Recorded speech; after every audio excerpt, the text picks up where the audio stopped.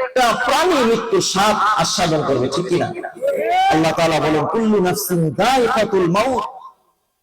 আরে এই দুনিয়া ছেড়ে চলে যাব, কিন্তু এই দুনিয়ার জন্য কত রং তামাশা আমরা তৈরি করি। আমাদের চলাফেরা, আমাদের লাইফ স্টাইল এমন হয়ে গিয়েছে, আমাদেরকে দেখলে মনে হয় যে আমরা মনে হয় বহুদিন এই দুনিয়ার মধ্যে থাকবো। দুনিয়া নিয়ে ব্যস্ত হয়ে গিয়েছে, ঠিক কিনা ভাই? দুনিয়া থেকে আমাদেরকে চলে যেতেই হবে, মরণ আপনাকে আমাকে ধরবে। আল্লাহ তাআলা বলবেন আইনাল মাফার, কোথায় যাবি? প্রশ্ন হতে পারে যে আল্লাহ তাআলা যদি দুনিয়াতে রাখবেনই না, তাহলে আল্লাহ রাব্বুল আলামিন দুনিয়ার মধ্যে পাঠালেন কেন? প্রশ্ন আসে কি না? সূরা জারিয়াতের 56 নম্বর আয়াতের মধ্যে আল্লাহ তাআলা বলেন ওয়ামা খলাকাতুল জিন্না ওয়াল ইনসা ইল্লা ওয়ামা খলাকাতুল জিন্না ওয়াল ইনসা ইল্লা লিয়াবুদুন।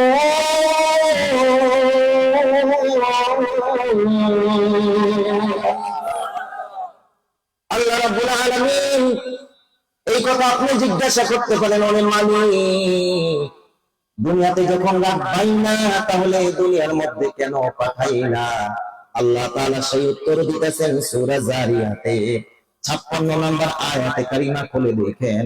আল্লাহ তাআলা বলেন তোমাদেরকে দুনিয়ার মধ্যে পাঠিয়েছি এবং জিন্নাতকে পাঠিয়েছি শুধু আমি আল্লাহর ইবাদত করার জন্য। কার ইবাদত করার জন্য? আল্লাহ রাব্বুল আলামিনের ইবাদত।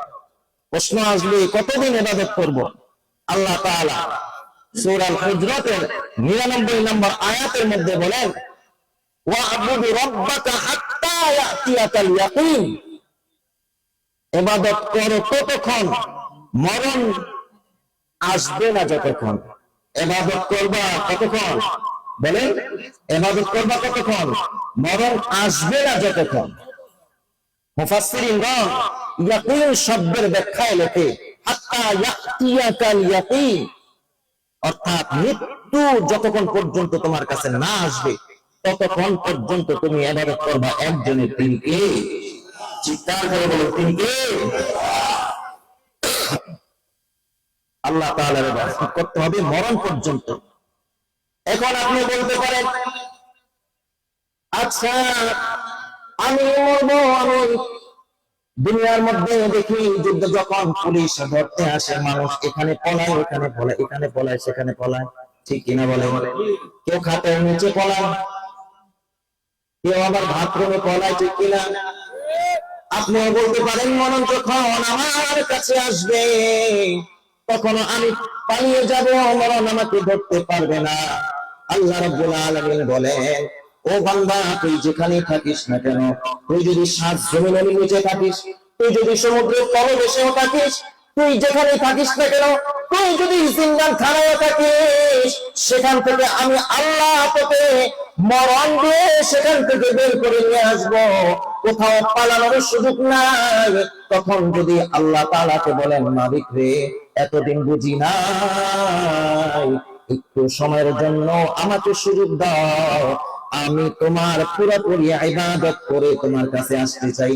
আল্লাহ রাব্বুল আলামিন বলেন যে না না না না, মরণ যখন আসবে তোমার ঘরে, মরণ যখন আসবে তোমার সামনে, মালাকুল মাউত যখন এসে তোমাকে পাকড়াও করবে, তখন তুমি কোথাও পালাইতে পারবে না। লাউলা খারতানি ইলা আজালিন করিব ফাআসাদদাকা ওয়া আকুন মিনাস সালিহিন।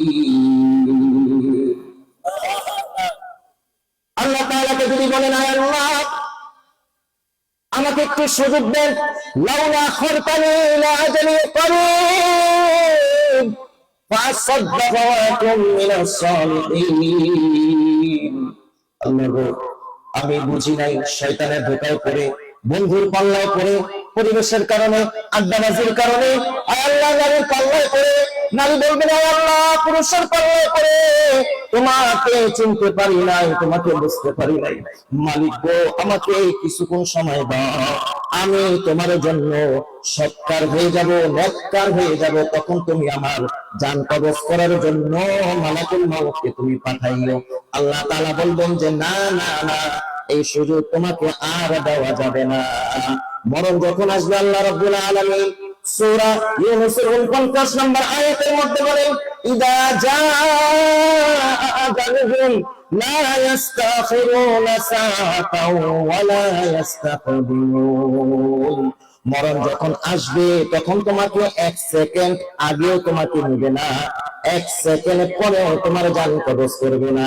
যখন মালাকুল মউত আসবে তোমার সামনে তখনই তোমাকে মৃত্যুবরণ করতে হবে। ঘোষণা দিকা, ঘোষণা দিকা।